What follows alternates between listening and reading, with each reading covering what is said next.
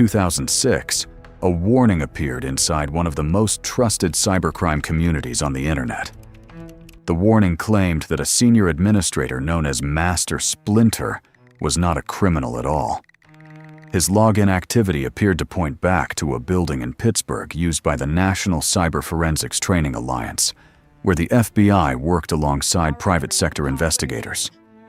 The accusation was explosive. If it was true, one of DarkMarket's most respected insiders was a federal agent. Master Splyntr denied it, and the forum believed him. That single decision allowed an undercover operation to continue. During the operation, thousands of cybercriminals used DarkMarket to trade stolen financial information, exchange criminal tools, identify trusted partners, and discuss the methods behind their crimes. They believed the forum protected them from outsiders.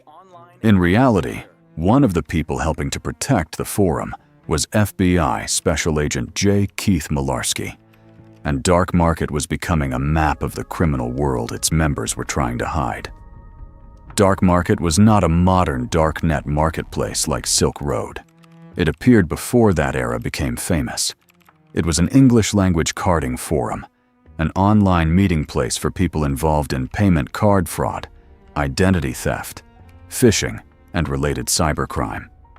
The goods traded there included stolen credit card data, bank login credentials, compromised identities, and equipment used to commit financial fraud. But the forum offered something even more valuable than stolen information. It offered trust. An anonymous criminal could claim to possess thousands of valid card numbers. Another could claim to build reliable skimming devices. A third could offer access to compromised accounts. But without a trusted community, every deal carried the same problem. The seller might be lying, the buyer might be an informant, and either side might simply take the money and disappear. DarkMarket tried to solve that problem through reputation. Members evaluated one another. Sellers developed histories. Established participants vouched for new arrivals. Those who cheated other criminals could be identified and expelled. The FBI later described two broad groups inside the community: criminals who stole from victims but respected agreements with one another, and rippers who would steal from anyone. Removing the rippers made the remaining members feel protected. At its peak, DarkMarket had more than 2,500 registered members. It was not merely a message board. It was a business network spread across countries, connecting people with different specialties into a functioning underground economy. That made it dangerous. It also made it vulnerable. Every community based on reputation needs people who remain visible, settle disagreements, and decide who belongs. DarkMarket security therefore depended not only on technology, but on administrators whose judgment other members accepted. The FBI's objective was to place someone inside that circle. J. Keith Mularski entered the forum using the name Master Splyntr. His assignment was not to arrive, ask obvious questions, and quickly collect names. That would have exposed him. His real task was slower. He had to learn the culture, understand the language, and become familiar enough that suspicion gradually disappeared. This required time. According to the FBI, Master Splyntr was present nearly every day, sometimes for 1 hour, and sometimes for as many as 15. He had to understand what different members bought and sold, what information his identity should know, and what information would make him appear suspiciously well-informed. Cybercriminals frequently changed usernames, email accounts, electronic currency accounts, and instant messaging numbers. They also used different combinations of those identities on different forums. This was not random. It allowed them to judge where another person had encountered them and how much that person should know. If Master Splyntr revealed knowledge that his cover identity could not reasonably possess, the operation could collapse. So the work was not simply technical surveillance, it was social infiltration. DarkMarket members discussed crimes, malware, and stolen accounts. But according to later FBI remarks, they also talked about cars, vacations, relationships, and family. Over time, repeated contact created familiarity. Familiarity became friendship. Friendship became trust. The Bureau later summarized the progression bluntly. A new member might first be treated as a possible police officer. Months later, that same person could be accepted as a friend. After enough time, an insider's denial could outweigh a warning from outside the group. Master Splyntr did more than remain present. He helped maintain the forum's credibility. He participated in the environment, dealt with problems, and eventually became one of DarkMarket's administrators. That position changed the value of the operation. An ordinary undercover account could communicate with individual suspects. An administrator could understand the structure around them, which usernames carried influence, which sellers were trusted, which members worked together, and which disputes revealed failed deals or hidden relationships. The forum was no longer simply a place where investigators might observe isolated crimes. It was an intelligence platform. DarkMarket also became an international operation.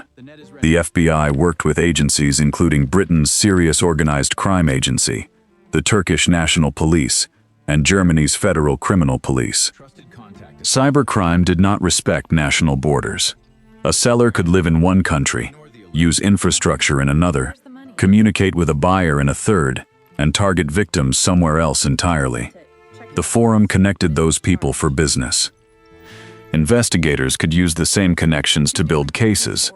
Publicly reported documents later indicated that the FBI produced intelligence briefs on DarkMarket members, including their forum activity and internet addresses. In some cases, investigators reportedly compared this information with records from the electronic payment service eGold. No single data point necessarily revealed a real identity. A username was only a username. An internet address might be indirect. A payment account might be registered under false information. But together, the pieces could form a chain. A forum post could reveal a specialty. A private exchange could connect two aliases. A payment record could establish a transaction.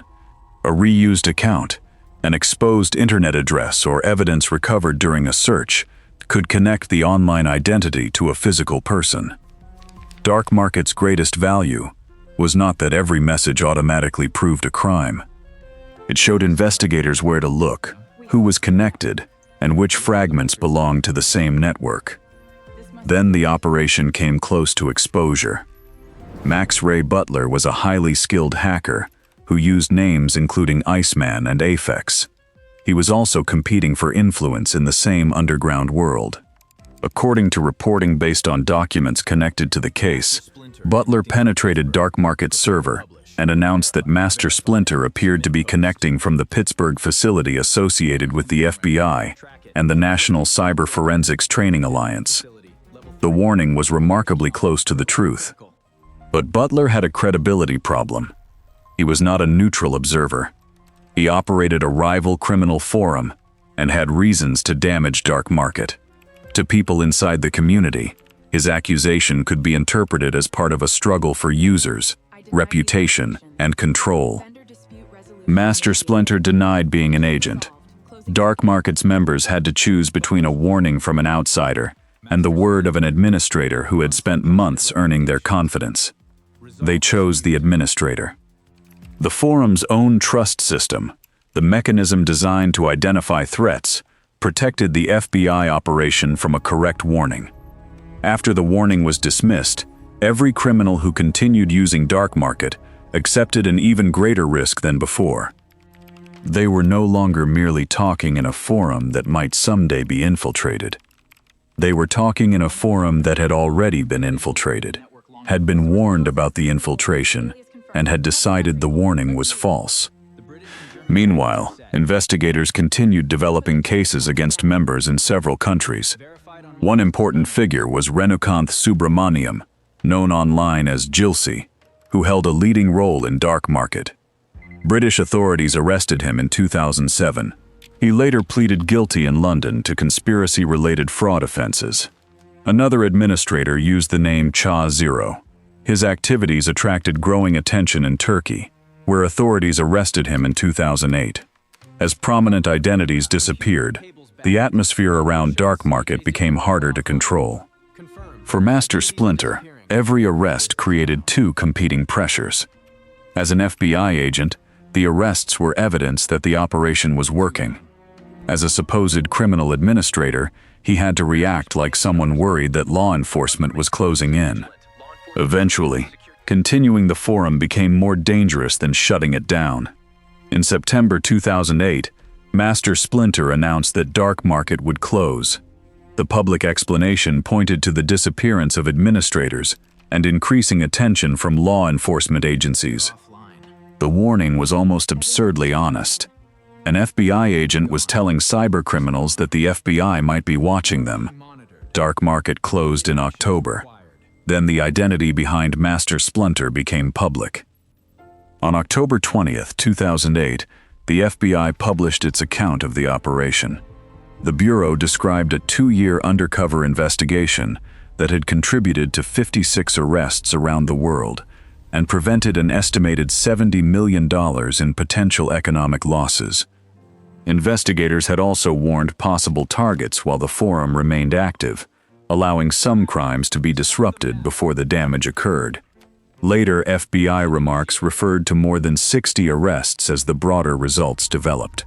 But the Bureau's original public account gave the immediate figure as 56. The importance of DarkMarket was larger than any single number. Its members understood many of the technical risks they faced. They changed aliases. They separated accounts. They screened newcomers. They watched for police. They created an environment in which outsiders were assumed to be dangerous, but they could not conduct business without trusting someone. That was the contradiction at the center of the forum. The more selective DarkMarket became, the more valuable acceptance became. And once Master Splyntr earned that acceptance, the same walls intended to keep investigators out helped protect him from suspicion. The FBI did not defeat DarkMarket by breaking every password or identifying every user at once. It used a method far older than the internet. An agent entered a criminal organization, remained there long enough to understand it, and allowed its members to reveal themselves through the relationships they needed to operate. DarkMarket's users thought anonymity meant hiding their real names. But a criminal network is more than names. It is reputation, routine, loyalty, commerce, and trust. Those connections turned a collection of anonymous accounts into an organization. And once the FBI was sitting inside that organization, every trusted username became a possible lead, every deal became another link, and every conversation could add a new piece to the map. The members of DarkMarket were warned that Master Splyntr was FBI. They did not fail to hear the warning. They failed because they trusted the person denying it. The forum's strongest security system was trust, and that was exactly where the FBI got in.